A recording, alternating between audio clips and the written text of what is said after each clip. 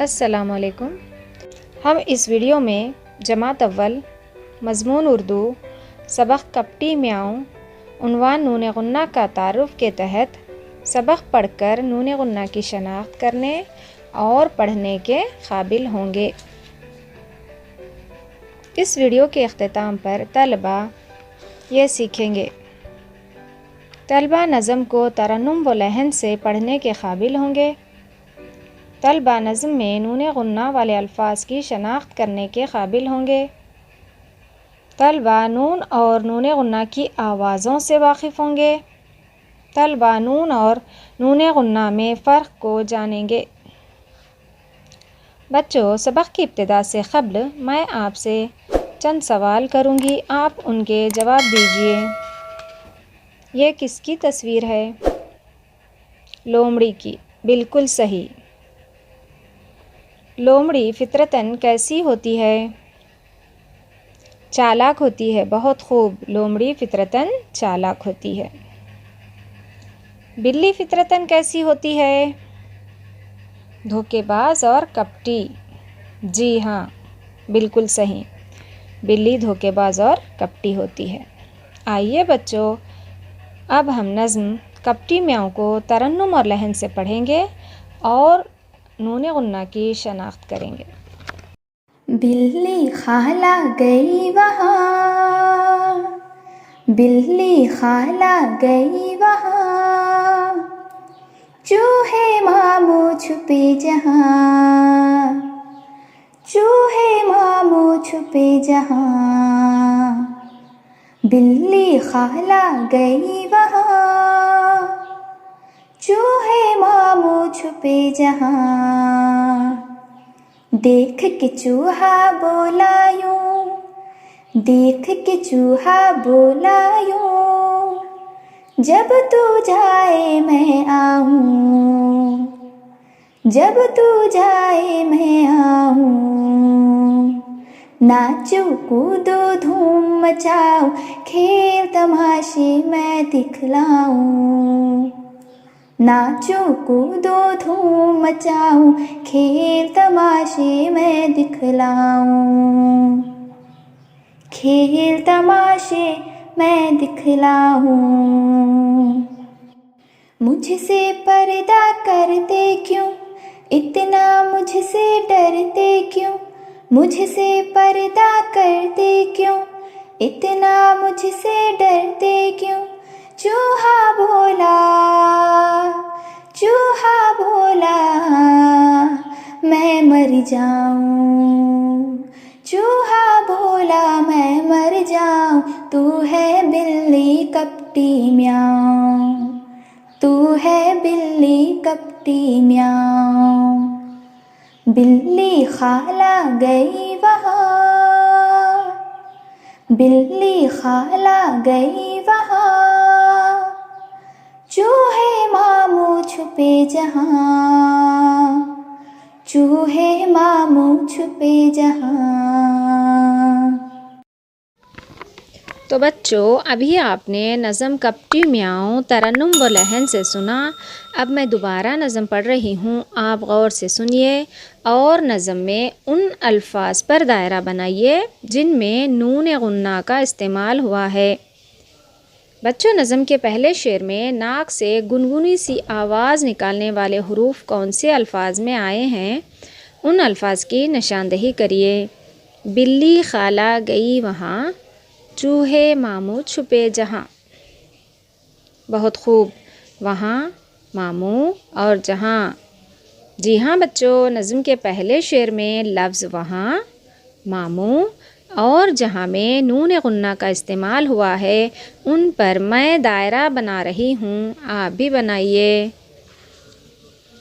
دیکھ کے چوہا بولا یوں، جب تو جائے میں آؤں۔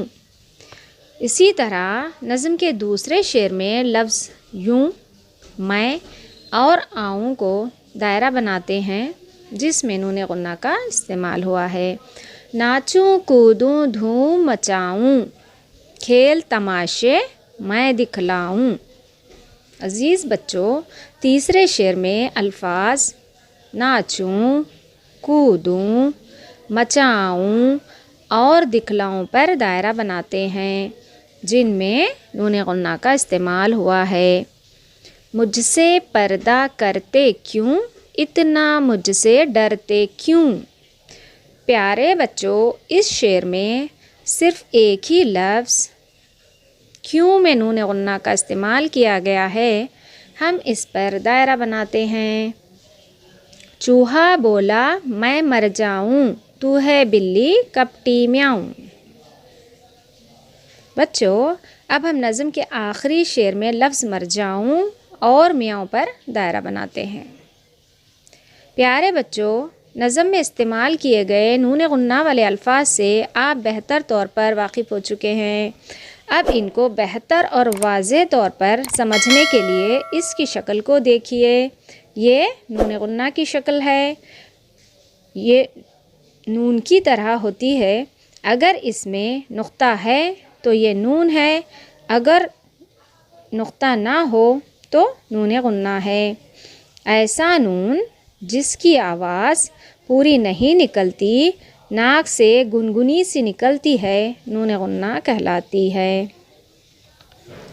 آئیے بچوں، نون اور نون غنہ کے فرق کو بہتر طور پر سمجھنے کے لیے ایک مشغلہ کرتے ہیں۔ ان تصویروں کو دیکھ کر ان سوالوں کے جواب دیجیے۔ پہلی تصویر میں کیا ہے اور اس لفظ کے آخر میں کون سا حرف ہے؟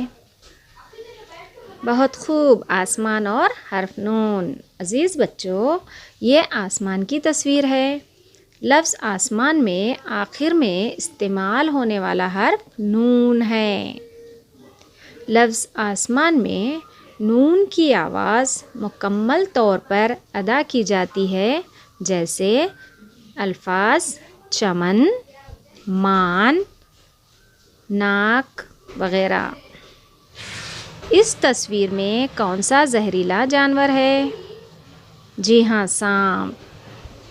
یہ سانپ ہے۔ لفظ سانپ میں نون کی آواز پوری ادا نہیں ہوتی اور ناک سے گنگنی سی آواز نکلے گی، جیسے اونٹ، سانپ اور پتنگ۔ نون غنہ اگر الفاظ کے درمیان میں استعمال ہو تو اس کی شناخت صرف آواز سے ہی ہوگی۔